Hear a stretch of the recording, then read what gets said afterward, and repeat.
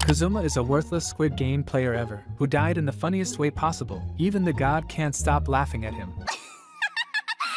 But God sent him with insane luck to defeat the Demon King. And he started to clapping all the baddie around. Everything kicks off when Kazuma, a Squid Game contestant, is ready for the red light green light. Finally he decides to step outside and grab some fresh air before game starts. His mission? Grab a rare game release at midnight. After spending 5 long hours on a bus, he finally scores the game and is feeling pretty proud of himself. But the second he steps into the daylight, it feels like the sun itself is out to kill him. While dragging himself back home, he spots a girl from his school walking nearby, thinking how to get his phone number. But out of nowhere, he notices a truck whose entry is mandatory. Truck over speeding toward her, ready to send her into another world. Without thinking, Kazuma throws himself in to play the hero. But instead of making it home, Kazuma suddenly finds himself in a totally new world. There, a hot blue-haired girl breaks the news he's his worst protagonist in the anime history. What? I don't believe it! Kazuma, still confused, immediately asks about the girl he tried to rescue. She casually says she's perfectly fine. Feeling a bit proud, Kazuma thinks his sacrifice meant something until she casually drops a truth bomb. The girl didn't even need saving. Shocked, Kazuma asks how he actually died. That's when she bursts out laughing and explains the tragic comedy. He panicked over a slow-moving tractor going barely faster than a turtle, and ended up scaring himself to death. She laughs so hard, calling him a clown. Just to add more embarrassment, she mentions he even peed himself before collapsing. Lord have mercy. And apparently the hospital staff didn't even take him seriously. They were too busy laughing up as he passed away from a heart attack from accident like that. When Kazuma's family finally showed up at the hospital, they couldn't help but also die laughter. Emotional damage! After roasting him to her heart's content, the blue-haired girl finally introduces herself. She's Aqua, a goddess in charge of guiding dead humans to the afterlife. She offers Kazuma repeat this life again. Sorry guys, I mean she offers Kazuma 2 choices. Either start life all over again from scratch or head to heaven. But here's the catch: heaven isn't anything like the cool fantasy you'd expect. No video games, no anime, no girls and no drinks, just eternal boredom. She suggests he choose the restart option instead.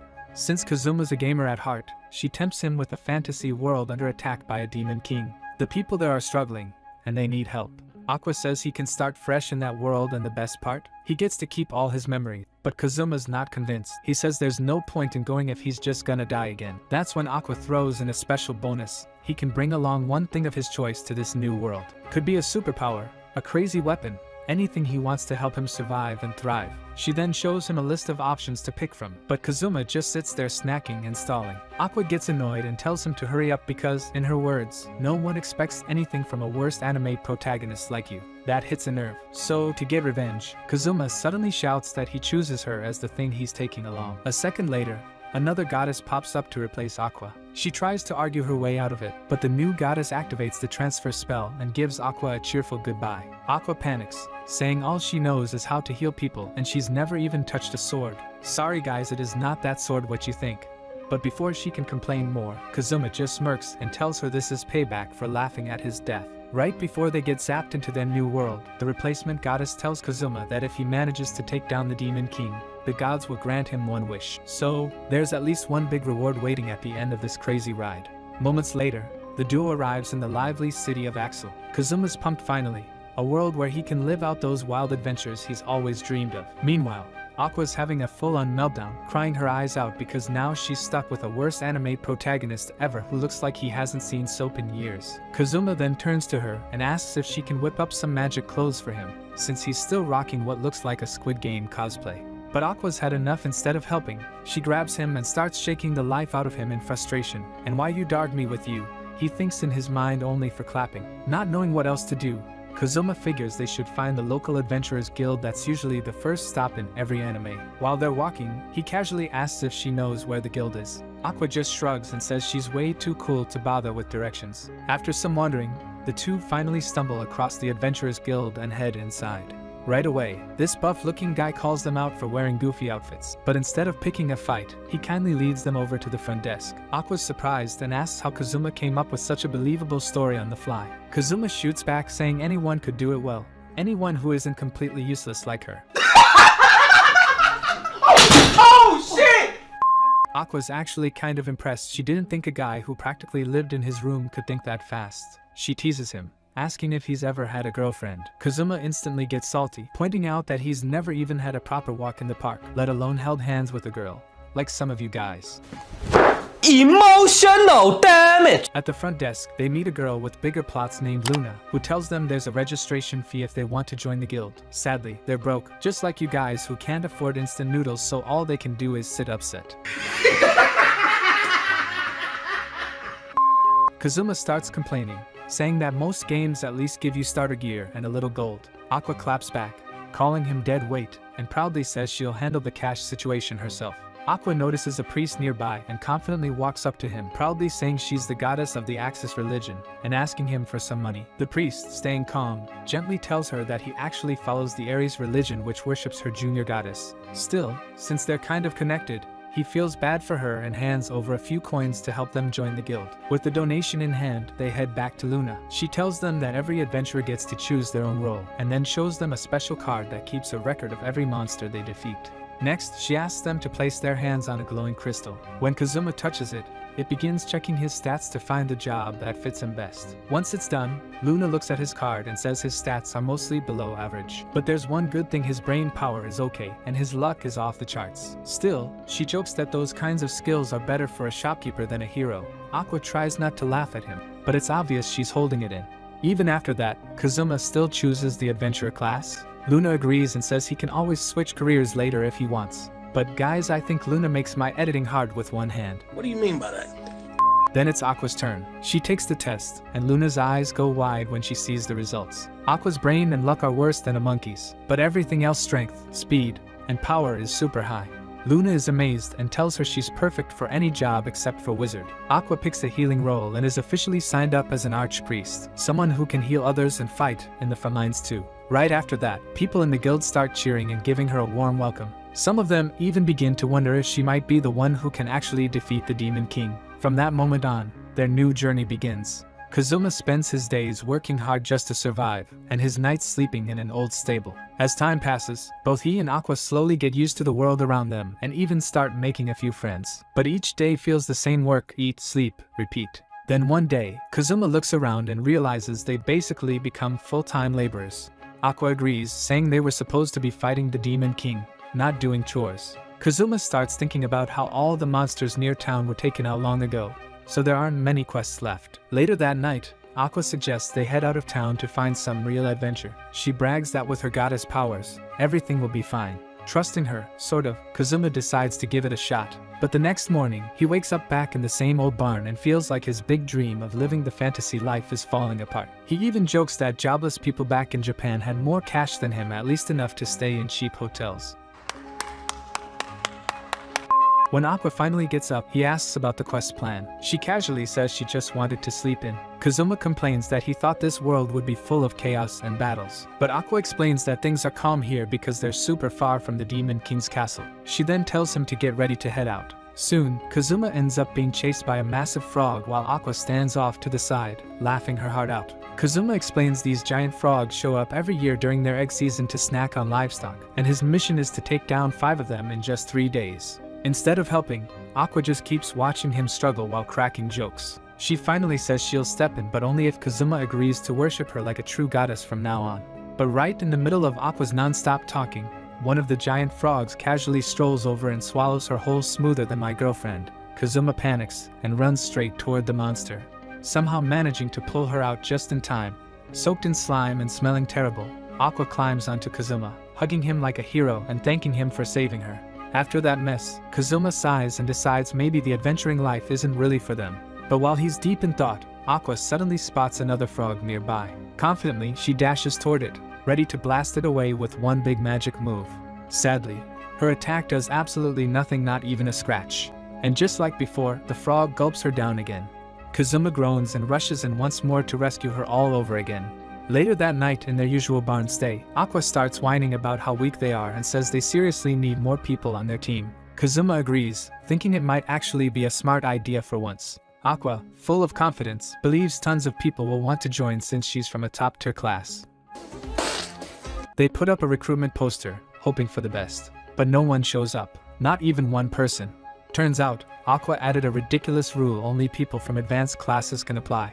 Kazuma thinks that's way too picky, especially since they're struggling themselves. As they're debating whether to fix the poster, a mysterious girl suddenly walks up to them, curious about the notice. She says destiny brought them together and proudly introduces herself as Megumin, an arch-wizard who specializes in explosive magic. She starts bragging like crazy about her insane powers, but Kazuma and Aqua both aren't buying it. They just stare at her like, really? Out of nowhere, Megumin collapses to the ground and reveals she hasn't had a single bite in 3 days. Feeling bad, Kazuma hands her some food and also suggests she take off her weird eye patch so Aqua can heal her properly. But Megumin claims it's not for fashion, it's a magic seal that keeps her power under control. Kazuma doesn't believe a word and yanks it off her face anyway. While she's resting, Aqua casually explains that Megumin belongs to the Crimson Demon Clan, a group known for their insane brains and powerful magic. Curious, the two peek at her adventurer card and confirm she's actually telling the truth. She really is an arch-wizard, and her magic stat is through the roof. Later on, they bring Megumin along to the edge of town to deal with more giant frogs. She tells them to keep the toads distracted because her magic needs a bit of time to charge up. As another frog appears, Kazuma tells Aqua to finally prove she's a real goddess. Hearing that, Megumin starts to wonder if Aqua's got some kind of split personality. Annoyed by the comment, Aqua charges at the frog to show off her power only to get eaten once again, just like last time. While Kazuma thinks she is useless than him in previous life, Megumin finally finishes charging her spell. The sky above them lights up as her magic builds. And then boom, a massive explosion goes off, wiping out the frog in one giant almighty push. Right after the huge blast, another giant frog appears, but Megumin is completely drained. That one explosion used up all her energy. She collapses on the spot, unable to move. Now it's just Kazuma left to handle the mess. The frog slowly creeps toward them and ends up swallowing Megumin too. Somehow, with nothing but pure plot luck, Kazuma manages to rescue both girls again. With 5 frogs taken down, their quest is finally complete. The team returns to the guild absolutely drenched in frog slime. Kazuma, fed up, tells Megumin she's not allowed to use explosion magic anymore unless it's really necessary. But Megumin drops a surprise that's the only magic she knows. Aqua chimes in, saying Megumin could easily learn other spells, but Megumin refuses. She admits it would be way easier to adventure with a more balanced skill set, but she doesn't care. All she wants is big booms. Logic? Not her thing. Aqua, being just as chaotic, totally supports this ridiculous mindset, calling it girl power. Women. Kazuma, meanwhile, feels like he's the only one left with a working brain cell. He already knows Aqua's less helpful than Sakura from Naruto, and now with Megumin in the team, his problems have doubled. Still, he keeps a fake smile on and decides to at least get their reward from the guild. But Megumin has other ideas. She says she doesn't care about money, all she needs is a little food, somewhere to sleep, and permission to blow stuff up. Kazuma jokes that her talents are way too over the top for a weak party like theirs, but she insists on joining them anyway. They end up arguing until Megumin suddenly jumps on him and starts choking him in desperation. She admits that no one else is willing to take her into their party, and she begs Kazuma not to leave her behind. People nearby start watching the scene unfold and feel sorry for her, making Kazuma look like the bad guy for rejecting such a helpless girl. The people also notice that Megumin is covered in slime, and thanks to their wild imaginations, they jump to the worst conclusion, thinking Kazuma did something awful. His reputation takes a serious hit on the spot. Panicking, Kazuma tries to explain what really happened, but Megumin starts acting dramatic and plays along with the misunderstanding. Smirking, she uses the moment to her advantage and pressures him into letting her join the party, leaving him no way out. That night, Luna tells them their quest is complete, and Kazuma jumps up 4 levels as a reward. She explains that since he's still a beginner, he'll grow stronger quickly. She then hands over their reward, 110,000 Eris. But Kazuma isn't too happy. Even though he did most of the work, he still has to split the money with the others. He feels like the pay doesn't match the risk of nearly getting eaten by giant frogs. As he daydreams about going back to Japan, a blonde girl suddenly walks up to him. She says she saw his party notice and wants to join. When Kazuma turns around, he sees a hot, cute-looking knight standing behind him, and he's instantly stunned by how pretty she is, thinking about how to clap her as soon as possible. The girl introduces herself as Darkness, but right after that, she gets super awkward and starts stuttering, totally losing her cool vibe. She then points to the girls covered in frog slime and weirdly asks if that's part of the job. Kazuma quickly clears up the misunderstanding and tells her the truth. Still, she insists that she won't let gross monsters hurt such lovely girls again. That's when Kazuma starts to realize she's not as normal as she looks. He tells her it might not be a good idea to join their team. He even lists all the problems they already have. Aqua is a mess, Megumin only knows one spell, and things are already chaotic. But then Darkness admits she's got problems too, she can't even land a single hit when she fights. Even with that, she pushes her face right up to Kazuma and says she'd love to be used as a human shield in battle. Kazuma's heart starts racing and he tries to stay calm. He tells her it feels wrong to use a girl like that, but she ignores every excuse he gives. At that moment, Kazuma realizes she's even more unpredictable than he thought. The next day, Kazuma heads over to the guild and spots Aqua performing silly magic tricks to entertain random strangers. Watching her do that just reminds him again that she's pretty much useless. While eating lunch, Kazuma hears about how he can use his level up points to learn new skills. But so far, he hasn't spent any because he doesn't want to waste them on stuff that doesn't help. Megumin tells him that to learn any skill, he first needs someone to teach it. Once he learns it, it'll show up on his adventurer card automatically. When he asks if she can teach him explosion magic, Megumin's face lights up with excitement, and she promises to teach him everything she knows. But seeing her get way too hyped, Kazuma tells her to calm down, calling her little one, which immediately makes her go from excited to gloomy in a second. Later, Kazuma thinks about what skill he can learn quickly using his 3 points. But before he can decide, Darkness shows up again, wanting to finish their conversation from last night. She once again asks if she can join his party. When Kazuma gives her another quick no, she starts shaking like she just got shocked. Right then, another girl walks up and tells Darkness to stop acting like that or she'll freak people out. She introduces herself as Chris, a skilled thief. Chris then tells Kazuma she can teach him some basic thief abilities that don't cost much to learn and all he has to do is treat her to a drink. Later on, Chris explains a few thief skills like sneaking, spotting enemies, and hiding. But her favorite is one called steal, which she immediately shows off by snatching his coin pouch without him noticing. She then challenges Kazuma to learn the same skill and try to steal it back from her.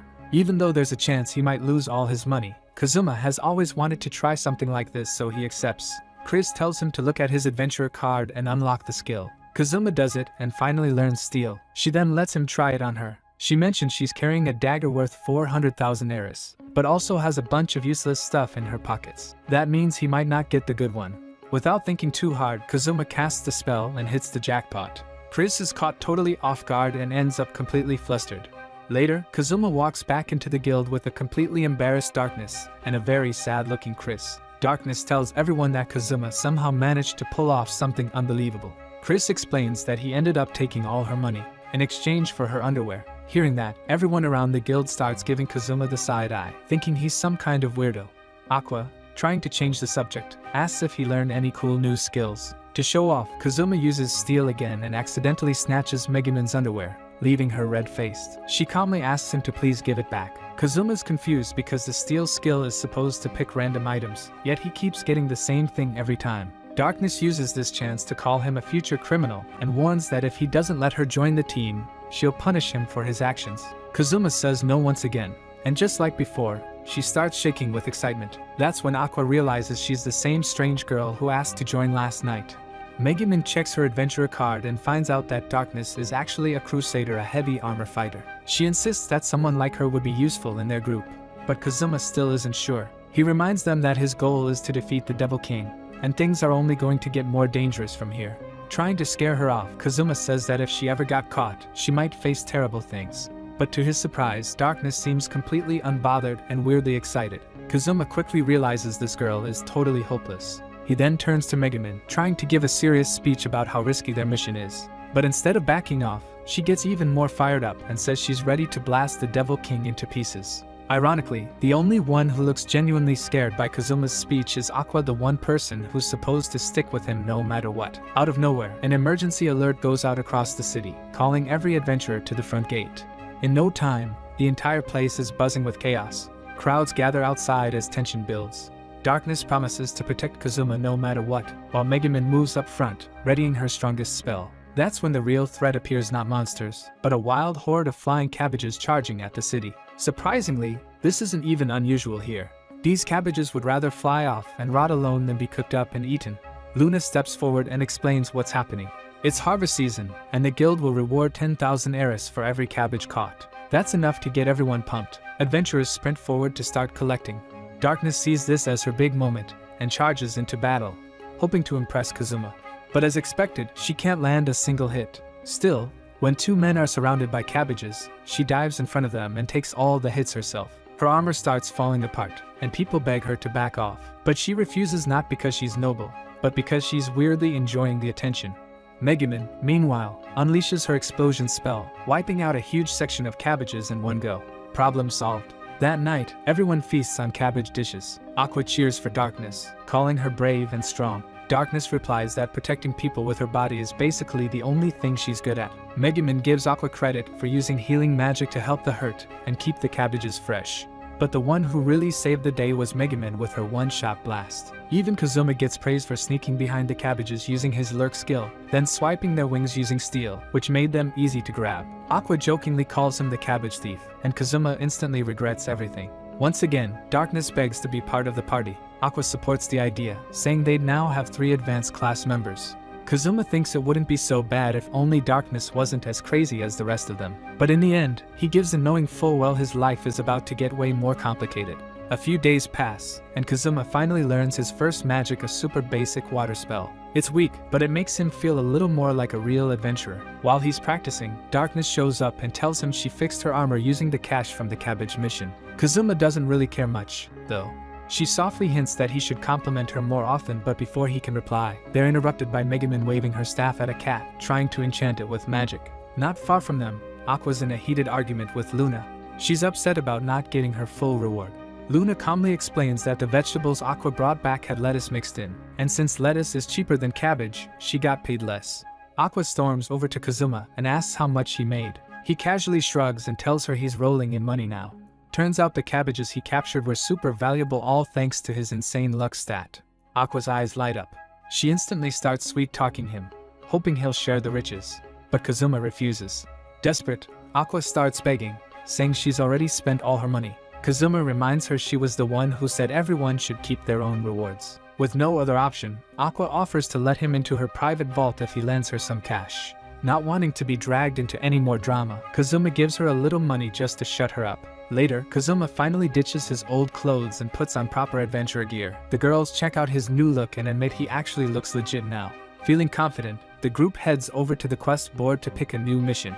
At the board, they find quests to fight way stronger monsters, including one for a giant creature called Black Fawn. Kazuma notices all the jobs seem tough, and Luna explains why one of the Devil King's top generals recently moved close to town, so all the weaker monsters ran away. That night, Kazuma talks with Aqua and tells her things won't get easier until they deal with this problem. Until then, finding easy work is going to be nearly impossible. The following day, Megumin drags Kazuma along to help her test out her magic. She tells him straight up that once she blasts her spell, she's going to knock out cold, so he's gotta carry her back. While heading to a quiet spot, they bump into a rundown, empty castle. Megumin, being herself, figures no one would care if she used it as target practice. She fires off her explosion, blows the whole place to bits, then instantly collapses. Kazuma, as usual, ends up lugging her home on his back. Meanwhile, Aqua's busy grinding at her part-time gig, trying to earn some quick cash, and Darkness heads off to her hometown for some solo training. With not much else going on, Megumin keeps going back every single day just to nuke the same broken castle for fun, and, of course, Kazuma becomes her personal ride home again and again. This routine went on for days. Kazuma even started rating Megumin's daily explosions like a judge at a fireworks show. Then one day, she hit the castle with her most powerful blast, yet it was so good, she even managed to convince Kazuma that maybe he should learn explosion magic too someday. Later, Aqua came home from work carrying a ton of leftover food, excited about what tomorrow might bring. But Kazuma wasn't feeling as hopeful. He started doubting they could ever defeat the Devil King. He thought someone stronger and more useful should have been summoned instead of him. He didn't have any fancy powers like the heroes in other stories. Aqua started freaking out, afraid she'd never return to the heavens, but Kazuma shut her down, calling her useless even though she's supposed to be a goddess. When she started bawling, he told her at least teach him healing magic. But she refused, saying that if he learned that too, she'd be totally irrelevant. Later, she cried in front of Megumin and Darkness. Megumin asked Kazuma to stop being so harsh, while Darkness, in her usual weird way, asked him to punish her instead. But Kazuma quickly figured out Aqua was faking her sadness just to get everyone's pity. Suddenly, Luna shows up calling for an urgent meeting. She tells every adventurer to gear up immediately. Everyone rushes to the town gates and comes face to face with an undead knight named Valia, one of the Devil King's top soldiers. He demands to know which one of them, specifically Morin, has been blasting his castle with explosions non-stop. Everyone looks around trying to guess who it could be. Somehow, They point fingers at a completely innocent girl who clearly doesn't know a thing about explosion magic. But Megumin can't let someone else take the blame for her actions. She steps up and confesses. Valia, clearly annoyed, tells her to stop attacking from afar like a coward and fight him directly if she's so bold. He says he's been ignoring the town because the damage has been minor, but if this keeps happening, he won't hold back anymore. Instead of apologizing, Megumin doubles down and says she's been targeting him on purpose all this time just to lure him out. She even claims her plan worked perfectly since he showed up alone. Kazuma doesn't believe her nonsense for a second, but the others actually think she's some kind of genius. Valia warns her to stop or else, but Megumin doesn't care. She says she's not stopping and then yells for Aqua's help. Aqua quickly joins her, summoning her staff, ready for action. The knight isn't fooled by Megumin's bluff and throws a deadly curse at her, but darkness jumps in and takes the hit. Kazuma rushes to help her, but the damage is done. The knight says she has 1 week left to live. He tells Megumin this wouldn't have happened if she hadn't acted like a reckless child. The only way to remove the curse is to do what he says. Darkness starts thinking she'll have to let Beldia do something totally inappropriate to survive. Strangely excited at the idea, she asks Kazuma for advice. But before he can say anything, she runs straight to Beldia and practically begs him to take her. Kazuma quickly pulls her back before she makes it worse.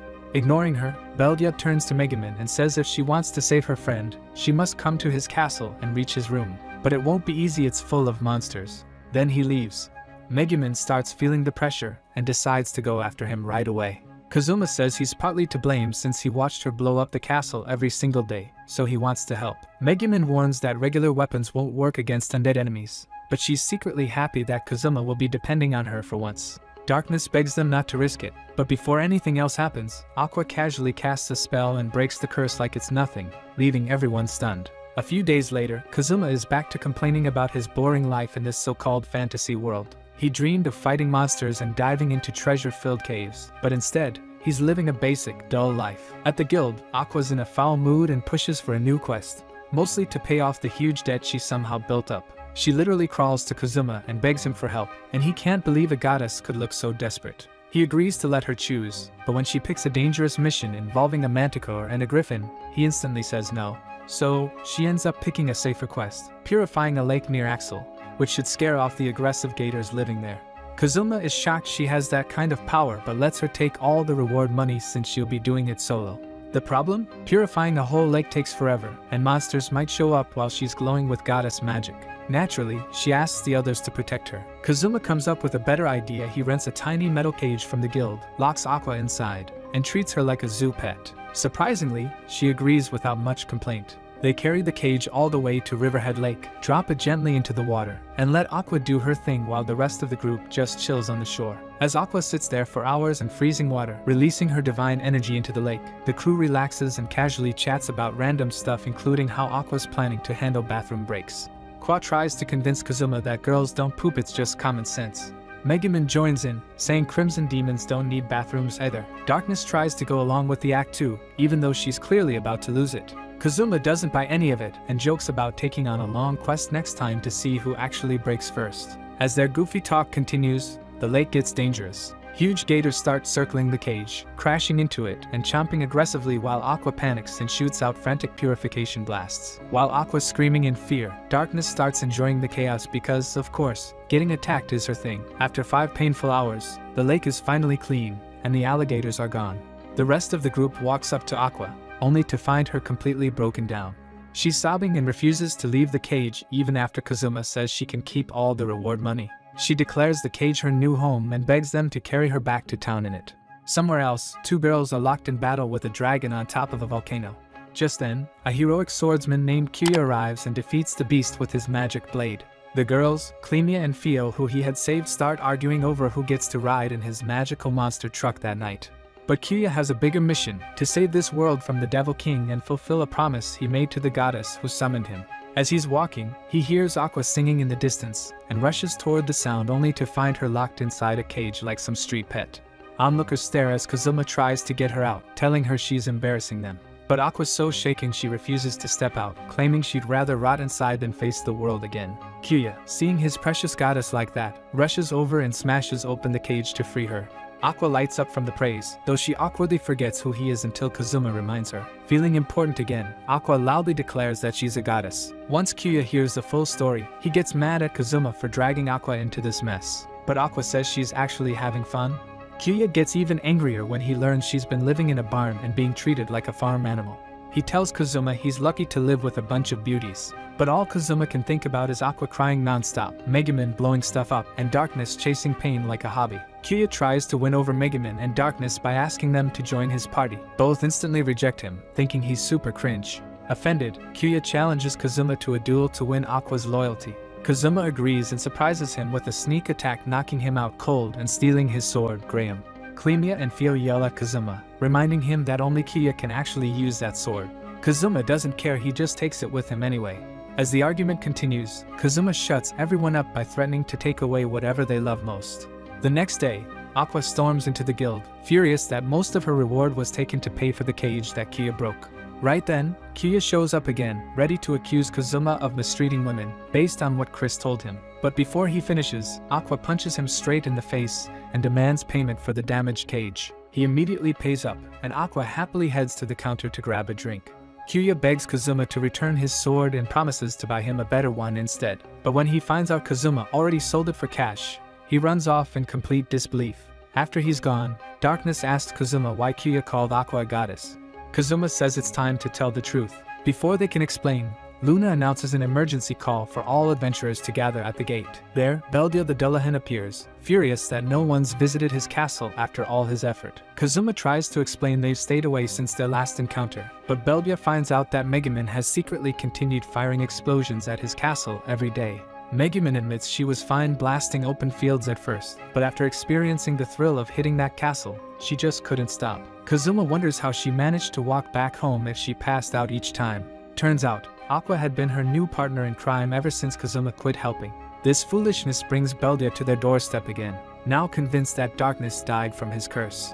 Just as things heat up, Darkness steps forward completely fine. Beldia is stunned. Aqua uses the moment to mock him, and then casually casts Turn Undead, sending a shock of pain through him. Realizing that Aqua is an Axel, Beldia loses it and calls in an undead army to destroy the town.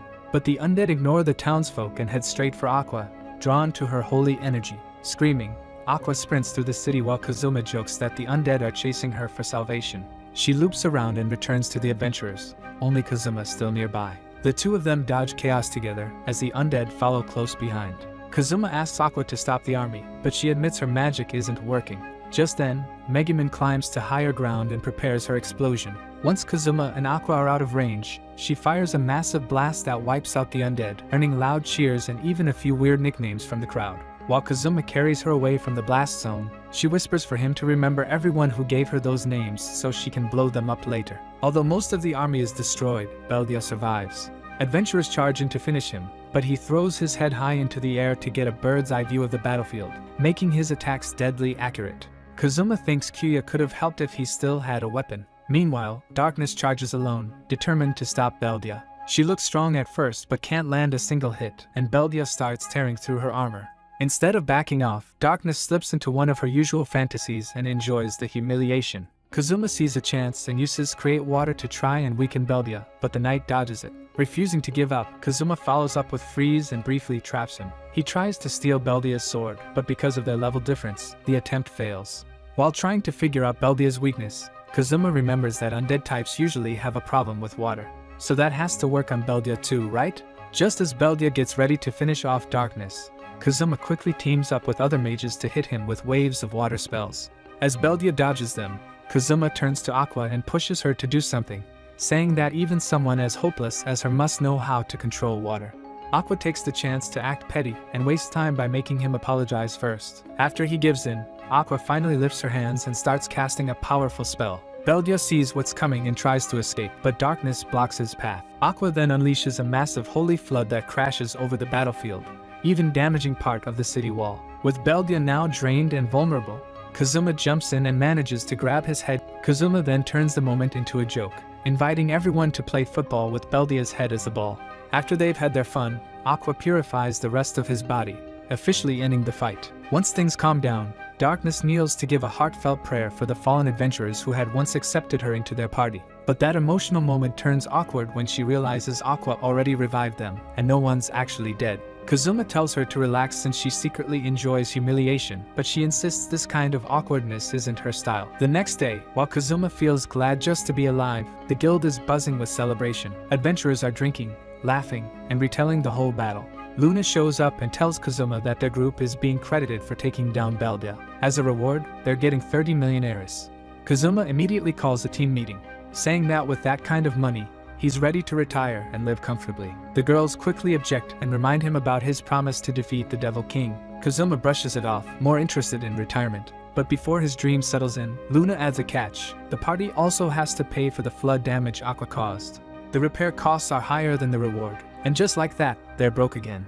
Kazuma lets out a loud groan and swears to defeat the Devil King if only to escape the chaos his three companions bring. As winter sets in, most adventurers stay cozy indoors, but Kazuma sits in the guild frustrated about being broke again. Aqua scolds him, saying he's making a beautiful goddess sleep on straw. He snaps back, blaming her for the debt, and complains that even his eyelashes froze last night. If they keep sleeping in the stables, he jokes, he's going to become an ice cube. But Aqua refuses to take the blame.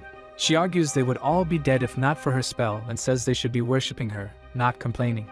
Fed up with her attitude, Kazuma storms off and tells her to deal with the debt herself. Soon, Darkness and Megaman show up and ask if he found them a job.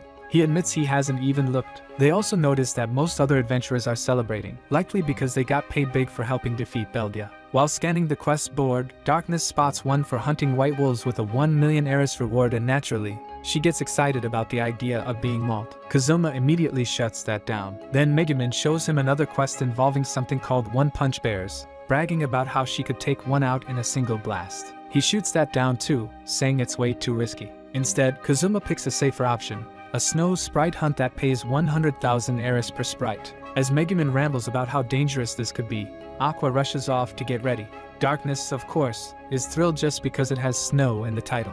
Soon the crew bundles up and heads into a frozen forest known to be crawling with snow sprites. Kazuma begins slicing the tiny ice creatures, while Aqua collects them in bottles, planning to use them as magical mini fridges for summer. Megaman, being herself, nukes a whole group with a massive explosion and immediately collapses like always. When Kazuma checks on her, she proudly says she got 9 sprites and even leveled up. Kazuma starts to wonder why no one else is doing this quest, it's way too fun. That's when Darkness senses someone nearby, and Aqua explains why. Most adventurers avoid this mission out of fear of the Winter Shogun, a terrifying snow sprite guardian. Moments later, the Shogun appears, a massive spirit warrior with a samurai look. Aqua says he's so dangerous that even the Devil King put a bounty on him. While Kazuma starts to panic, Darkness charges in, only to have her sword shattered in one hit. Aqua explains the Shogun appears based on the enemy's thoughts, and because Kazuma is Japanese, the spirit took a samurai form. Realizing how bad this is, Aqua quickly releases the sprites and tells everyone to toss their weapons and beg for mercy. Megaman and Kazuma follow her lead, but Darkness refuses to kneel. Freaking out, Kazuma tries to force Darkness to bow but forgets he's still holding his sword. The Shogun sees it as a threat and immediately chops Kazuma's head off. Kazuma wakes up in the afterlife, where he's greeted by the kind goddess Ares.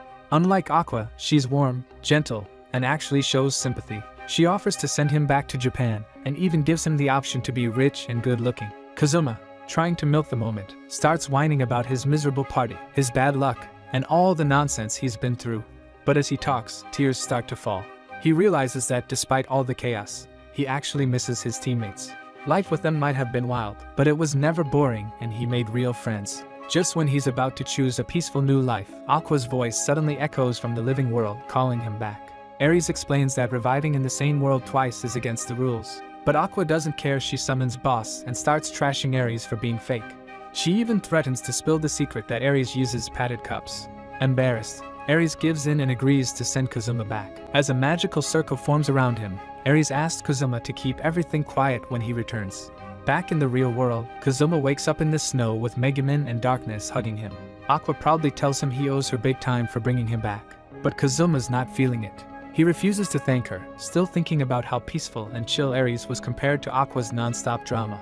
Aqua gets annoyed, and when she tries to smack some sense into Kazuma, Darkness steps in to stop the fight. Kazuma finally realizes that getting decapitated by the Winter Shogun wasn't exactly a heroic way to go out, and now he's convinced that they're way too underleveled to be taking winter quests.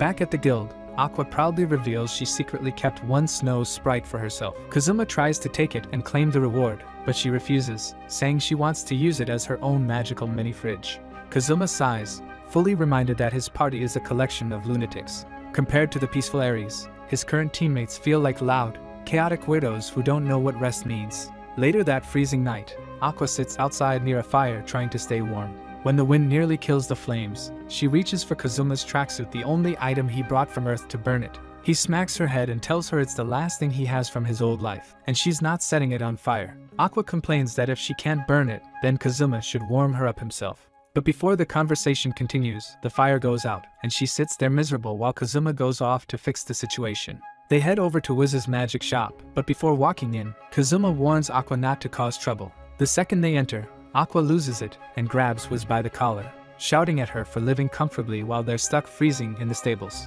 Kazuma smacks Aqua on the head and pulls her off Wiz before things escalate. Once they all calm down, Aqua demands tea. While Wiz quietly prepares it, Kazuma explains to the others that even though Wiz looks human, she's actually a lich.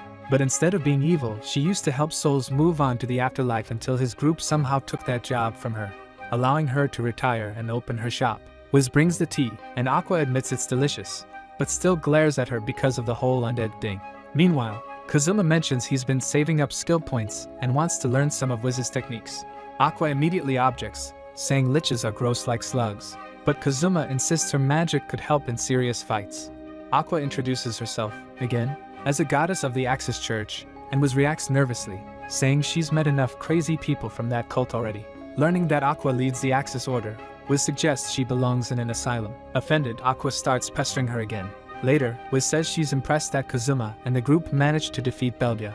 When Kazuma asks how she knew about it, she reveals she's also one of the Devil King's 8 generals. Aqua immediately tackles her, but Wiz panics and explains she's never hurt anyone and only protects the barrier around the Devil King's castle, turning her and won't earn them a bounty. She also tells them that defeating all of the generals is the only way to reach the Devil King's castle. But Aqua still wants to throw hands just because Wiz insulted the Axis Order. Wiz insists she doesn't want to fight, especially since Beldia was a creep who would fake dropping his head just to peek under her skirt. Eventually, Wiz agrees to teach Kazuma a new skill, Drain Touch, which lets him absorb magic energy. She demonstrates it on Aqua, but Aqua struggles and tries to fight back. Kazuma bonks her again and tells her to sit still and let Wiz finish. While Kazuma's learning the spell, Aqua grabs Wiz's hand and starts trying to purify her, nearly succeeding until Kazuma yanks her away at the last second. Just then, they get a job offer from a real estate agent to cleanse a haunted mansion. When they arrive, Aqua stands outside acting spooky and pretending to scare off evil spirits, eyes closed and arms waving dramatically. Meanwhile, the others just walk past her and begin cleaning the place, leaving her outside ranting ghost stories to absolutely no one. That night, Kazuma finally gets to enjoy a proper bed in his new room and feels safe knowing Aqua is around to keep any ghosts away. But his peace is short-lived when he hears a loud scream from her room. Turns out, Aqua's been saving a special drink for months and someone took it. She absolutely loses it and starts throwing turn undead spells all over the mansion in a full-blown meltdown. Later that night, Kazuma wakes up needing to pee but gets completely freaked out when he sees creepy floating dolls surrounding him. He bolts for safety and ends up in Aqua's room only to find Megaman instead. She tells him she saw the dolls too and had come to ask Aqua to escort her to the bathroom. With no sign of Aqua or Darkness probably busy ghost hunting, the two argue about who should go first until the haunted dolls burst in again, sending them sprinting away. They finally reach the bathroom, and Megaman rushes in first. But when the dolls reappear, Kazuma panics and drags her out mid-squat. On the run, she hands him a tiny bottle to take care of his business once they're safe. They hide in another room, where Megaman starts prepping her explosion spell in full panic mode. As the ghostly sounds get louder, Kazuma tells her to run while he holds them off using the new magic he learned. But when they open the door, they find Aqua already knocked out after blasting her way through the dolls. The next morning, Kazuma and Aqua head to the guild to collect the reward for clearing the haunted mansion. But Luna explains the spirits only showed up because someone cast a magical barrier around the nearby cemetery, forcing the ghosts into the mansion. Kazuma instantly figures out the culprit and shoots Aqua a look. Cornered, she admits she set the barrier so she wouldn't have to go purify the graveyard every day. Feeling guilty, they give up the reward without a fight.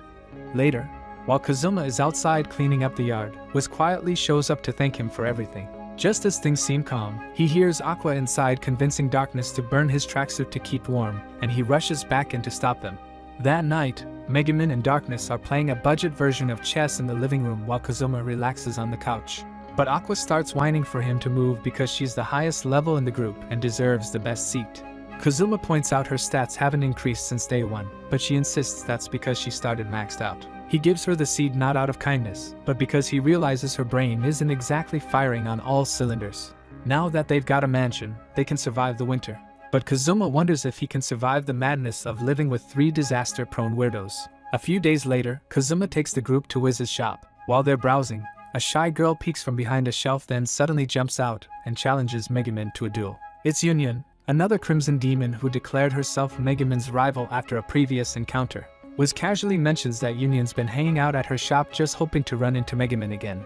Embarrassed, Yunyan panics and tries to play it cool by grabbing a random item, a choker, and pretending to be a normal customer. Trying to be nice, Darkness invites Yunyan to visit their mansion sometime. But Megumin, tired of the awkward energy, grabs Yunyan and shakes her, sending the choker flying across the room and knocking a bunch of stuff onto Kazuma, who was just trying to chill. As Kazuma picks up the choker, Wiz suddenly freezes and stares at him in horror. Wiz explains that the choker is actually a dangerous item popular among women trying to lose weight. Once it's worn, it won't come off unless the wearer's wish is granted. If not, it gets tighter over 4 days until it strangles the person to death. Kazuma doesn't even remember making a wish, which sends the girls into a panic. They all blame themselves for getting him into this mess. Aqua, however, acts chill and says she can just revive him if he dies. But Kazuma tells her he wouldn't want to come back again, not when he still has a debt to pay and the Devil King to defeat. Hearing that, even Aqua starts freaking out, and everyone agrees to do whatever it takes to fulfill his mystery wish. Back at the mansion, Kazuma goes full gremlin mode and milks the situation. He demands to lie on Wiz's lap like they're dating, makes Darkness do push-ups and sit-ups without armor just to watch her bounce, and sends Aqua out to grab yakisoba bread and booze. He even makes Megumin and Yunyan play rock paper scissors with the loser removes 1 clothing rule. Yunyan loses again and throws a tantrum by yanking Megumin's clothes in frustration. Even after all that chaos, the choker doesn't budge. So Kazuma keeps pushing his luck, getting revenge for all the times the girls bullied him. The next day, he lounges on Wiz's pillows while she fans him.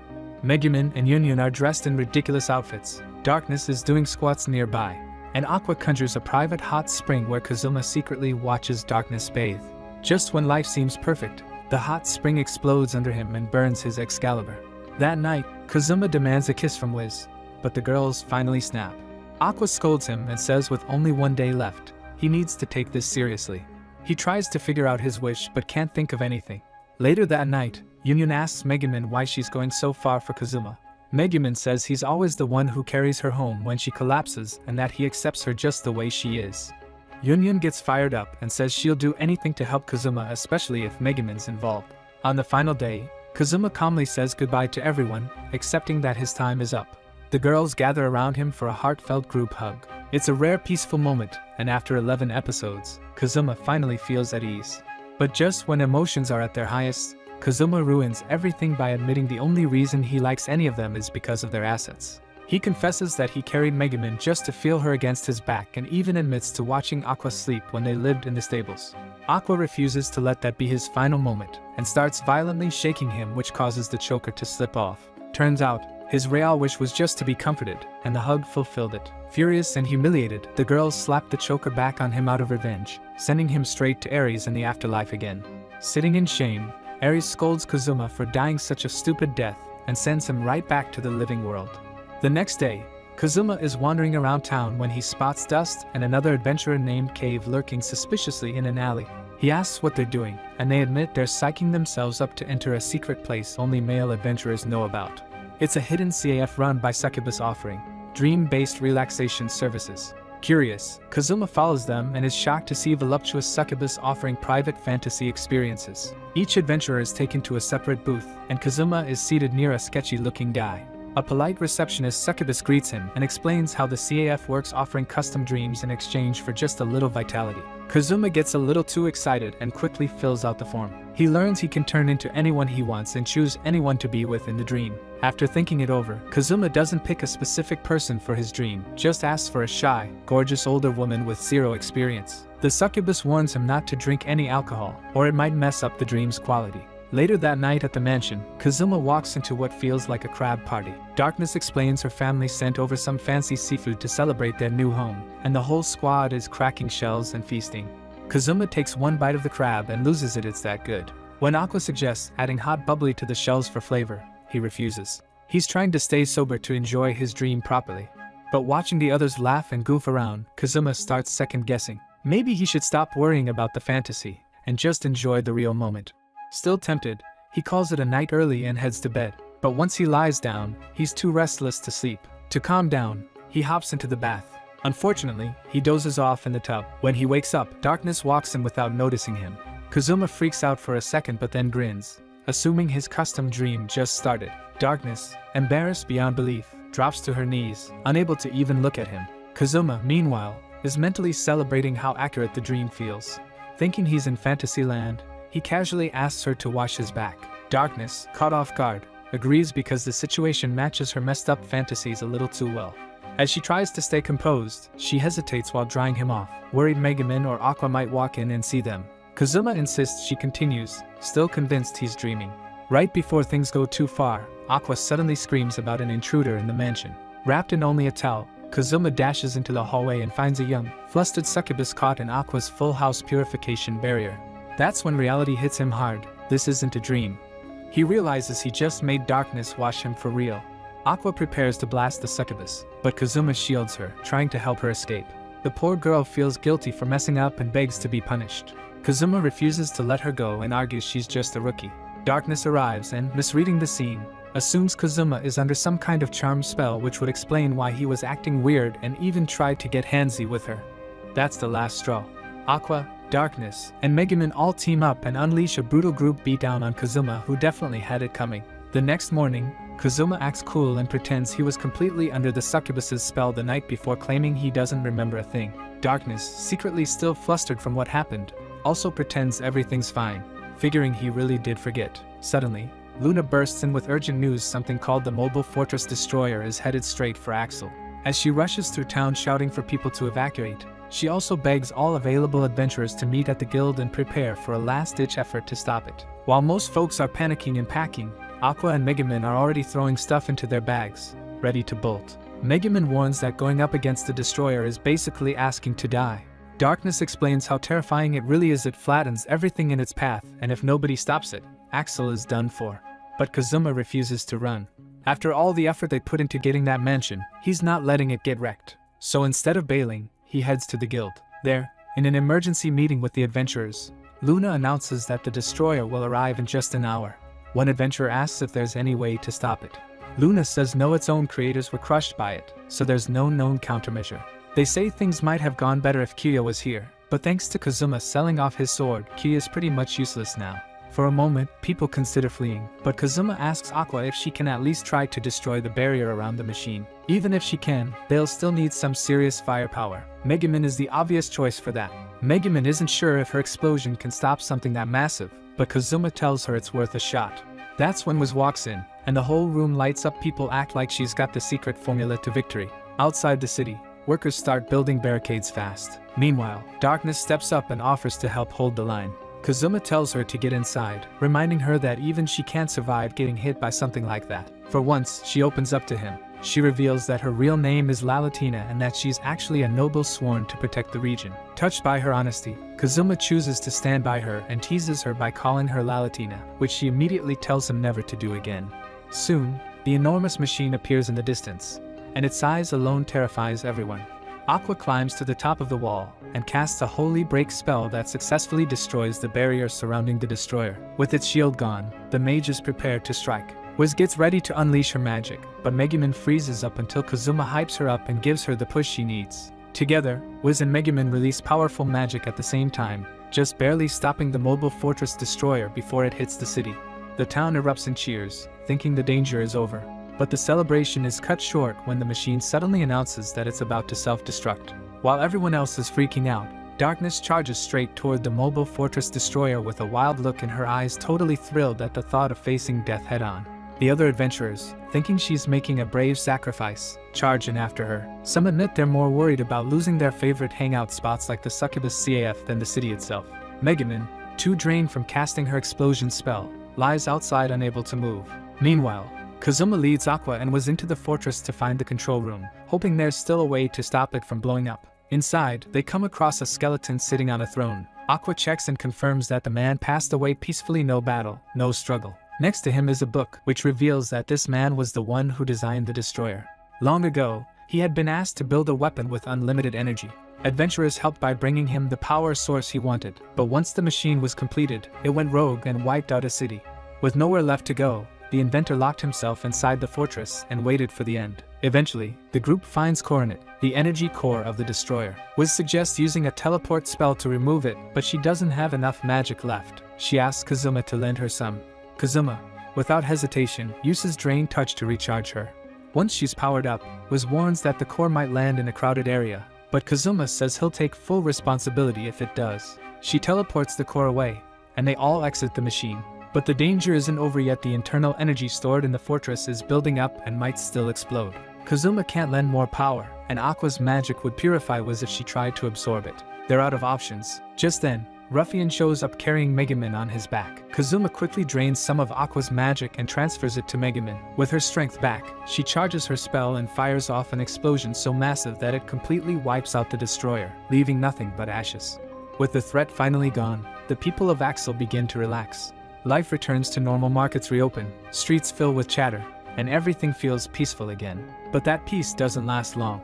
A group of royal knights arrives from the capital with serious expressions. When Kazuma and the other adventurers gather at the guild to see what's going on, the mood shifts immediately. These knights aren't here to hand out medals or give thanks. One of them steps forward and introduces herself as Senna, a royal prosecutor. She announces that the energy core Kazuma had teleported Coronet landed directly on the estate of a high-ranking noble. Worse, it smashed through the governor's mansion. Before Kazuma can defend himself or explain, Senna officially accuses him of treason, instantly turning Axel's newest hero into a criminal. And that's it for today's video, guys. Watch the following video, and I will see you in the next one.